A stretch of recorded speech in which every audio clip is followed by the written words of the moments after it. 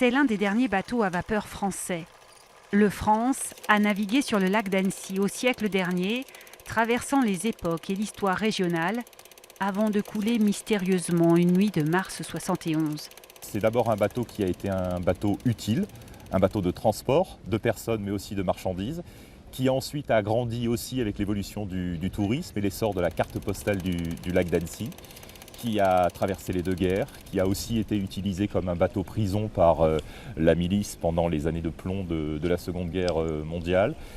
Et depuis bientôt 50 ans, l'épave, délicatement posée à 42 mètres de profondeur, est visitée chaque année par des milliers de plongeurs amateurs. C'est l'une des rares épaves super bien conservée en eau douce. En mer, elle serait déjà complètement désagrégée, elle serait déjà complètement rongée. Là, elle est en parfait état, les bois sont en parfait état. Il y a un peu de rouille qui s'installe à cause des bulles justement des plongeurs. Mais sinon, elle est en superbe état, ouais, c'est très joli à voir. De ce destin emblématique, Stéphane Santini a choisi d'en faire un documentaire. Sur le tournage ce matin-là, il a convié le vice-champion du monde d'apnée, Stéphane Toureau.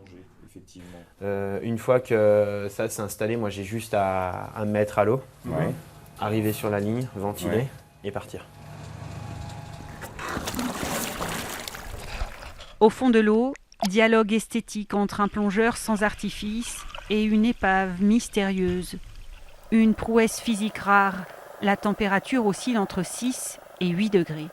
La plongée, elle devient puissante parce que justement on n'a pas beaucoup de temps en bas, donc on essaie de l'optimiser à fond et on le vit vraiment à 100%. On a un état de concentration pour vivre l'instant qui est beaucoup plus fort.